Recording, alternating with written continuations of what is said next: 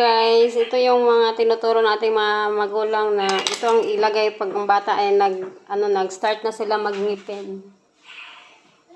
Ito lang yung kukunin natin para ating ibilad.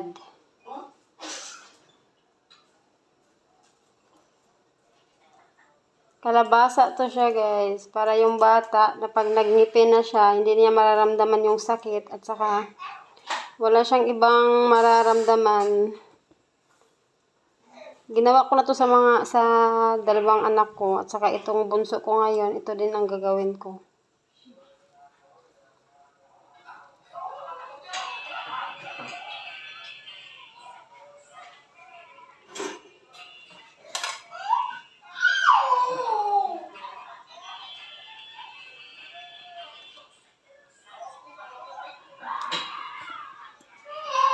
Ang tagal niya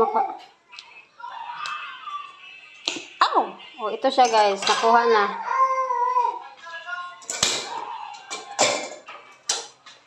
Panipisan natin to siya guys. Ito gawin natin. Nipisan natin siya. Hanggang yung makikita na lang yung green.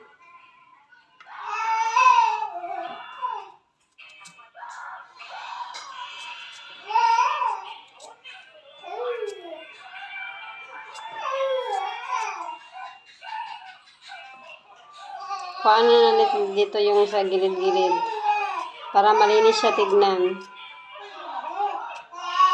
O, ganito na siya forma guys. O. Ito, nipisan pa natin. Yung nakikita na yung green niya.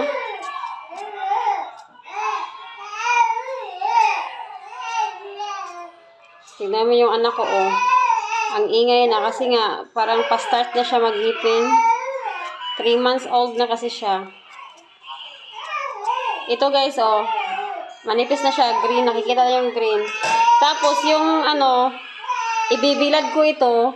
Pag siya, natuyo na, ilagay natin dito. Ito.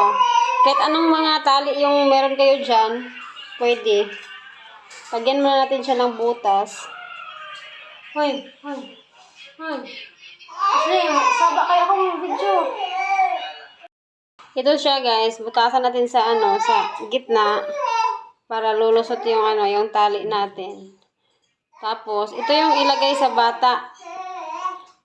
Gawin siyang kwintas, pwede din siya ilagay sa may pusod. Pwede din siya iponseras. Baby.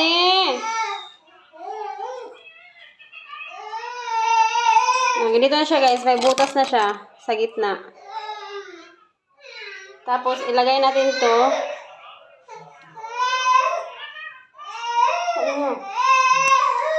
Ayaw, wala ginawa. Ganito na yung forma niya guys, oh. Ilagay ko to siya sa tiyan ng baby ko, doon sa may pusod, tapos itali lang. Titignan mo lang na hindi siya masyadong mahigpit pagkatali. Ito na siya guys. Pwede din siyang gawing pulseras. Ganito. Sa bata. Tapos, putulan nyo lang kung sobrang haba. Ito siya guys. Kasi pag yung bata, pag nagnipin na sila, tumutubo lang yung, dire-diretso lang yung tubo ng Iwan ko kung ganito kasi yung turo ng magulang ko. Pero effective din siya sa dalawang anak ko. Yan lang guys. Salamat sa panonood.